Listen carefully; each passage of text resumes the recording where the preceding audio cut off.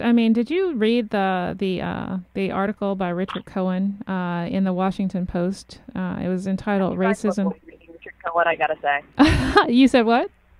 I said I try to avoid reading Richard Cohen when at all possible. Well, he says, "Where is the politician who will own up to the painful complexity of the problem and acknowledge the widespread fear of crime committed by young black males? This does not mean that raw racism has disappeared, and some judgments are not by the product of individual stereotyping. It does mean, though, that the public knows young black males commit a disproportionate amount of crime.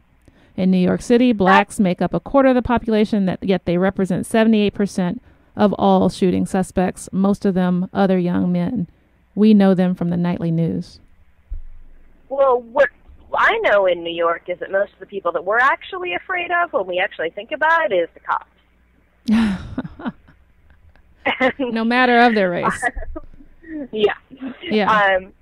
But, I mean, right, that's the same argument that Ray Kelly gives. That's the same argument that Mike Bloomberg gives when they're arguing for stopping and frisking more people, right? It's, oh, well, they're the ones committing the crimes, and right, and to go back to your class, right? Well, I mean, first of all, 90% of the kids that they stop and frisk are not only not carrying guns, don't even have drugs or anything else on them. They're simply walking down the street in their neighborhood. Yeah. They had to shut down a program where they were harassing kids in the halls of their own apartments. But to me, let's twist this. I mean, what does this mean? We know that most mass murderers are white men.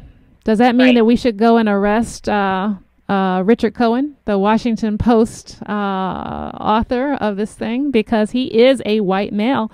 And not to mention, I mean, I don't want to stereotype, but it sounds like his last name is Jewish. And there are plenty of stereotypes for Jews, and I would presume that he wouldn't want to be lumped into that same category that typically gets held in terms of Jews.